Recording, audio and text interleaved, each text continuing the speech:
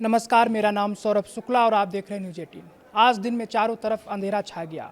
रेतीले बवंडर के साथ ऐसी हवाएं चली कि कई पेड़ तिनके की तरह उखड़ गए। लोगों के कई जर्जर मकानों की दीवारें ढह गईं। बवंडर के साथ आई रेत घरों में घुस गई। ये सब राजस्थान में 30 मई 2026 को हुआ।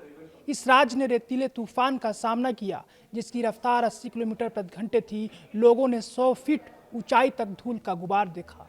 राजस्थान में आई इस तबाही के बाद अब सवाल ये उठ रहा है कि आखिर ये रेतीले बवंडर आते कहाँ से हैं और इसके पीछे का साइंस क्या कहता है। आसान भाषा में कहें तो जैसे समुद्र में सुनामी आती है, वैसे ही आसमान में रेत का तूफान आता है। ये धूल और कणों के घने बादल पैदा करता है जो नीचे की हर चीज को ढक लेते हैं। आपको बता दें कि रेत के तूफान का हल्का सा असर भी बहुत तकलीफदेह होता है। आंखों और त्वचा में खुजली होती है और सांस लेना मुश्किल हो जाता है। रेत और धूल के बहुत ज़्यादा कण सांस के साथ अंदर चले जाना जानलेवा भी हो सकता है। जब तेज़ हवाएं खाली या कम पेड़ पौधों वाली ज़मीन पर चलती हैं तो वे सूखी मिट्टी, रेत और धूल को भंवर को ऊपर उठा लेती हैं और हवा में उड़ा देती हैं। इससे अक्सर बड़े बड़े धूल के तूफान उठते हैं।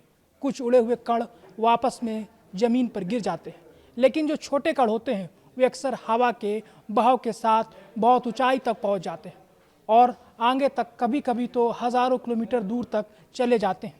हर साल लगभग 2 अरब टन रेत और धूल वायुमंडल में लगभग 12 किलोमीटर की ऊंचाई तक पहुंच जाती है। इसका लगभग 1/4 हिस्सा आखिरकार महासागरों में जाकर मिल जाता है।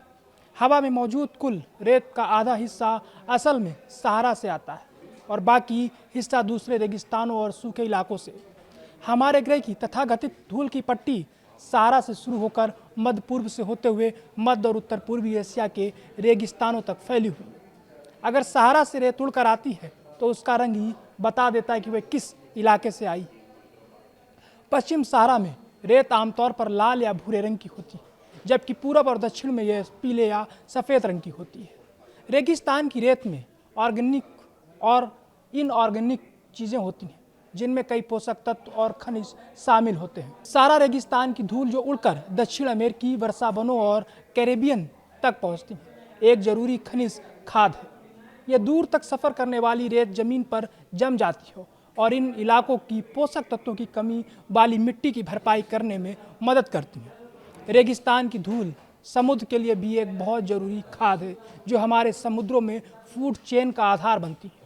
उदाहरण के लिए ग्रेट बैरियर रीफ जैसी मूंगे की चट्टानें अपने कंकाल बनाने के लिए धूल और रेत के कणों का इस्तेमाल करती हैं। बहुत ज़्यादा रेत और धूल भी नुकसानदायक हो सकती है।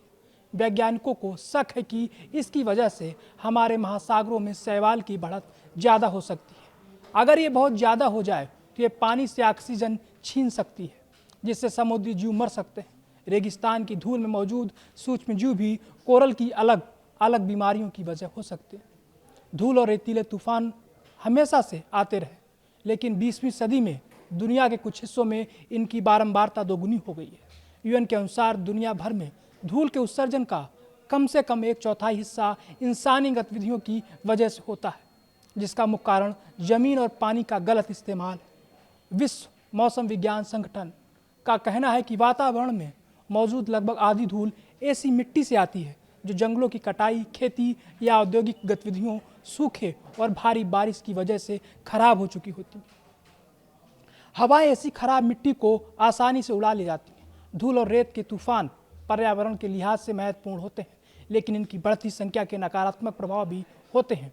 रेत के तूफान दिल और सांस से जुड़ी बीमारियां, आंखों और त्वचा में जलन पैदा कर सकते हैं और मेनिंजाइटिस जैसे संक्रमण फैला सकते हैं। ऐसा इसलिए होता है क्योंकि रेगिस्तान की धूल में कई तरह के सूक्ष्म जीव जैसे कि फंगस, बैक्टीरिया और वायरस हो सकते हैं। रेत के तूफान अक्सर हवाई यातायात को प्रभावित करते हैं, खेतों में उपजाऊ मिट्टी को उड़ा ले जाते हैं और फसलों को बर्बाद कर देते हैं।